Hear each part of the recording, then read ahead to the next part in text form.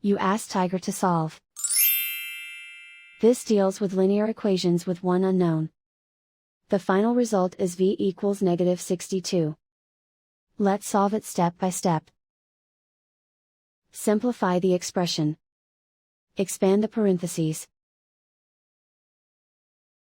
Simplify the arithmetic.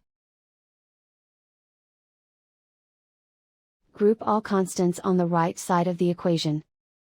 Add 75 to both sides.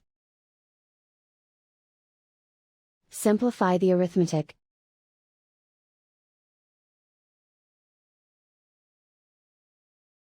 Isolate the v. Divide both sides by -3.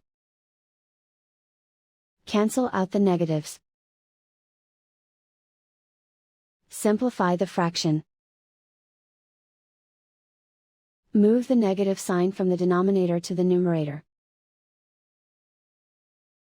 Find the greatest common factor of the numerator and denominator.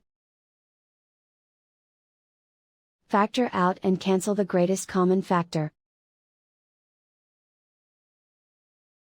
And so the final result is v equals -62.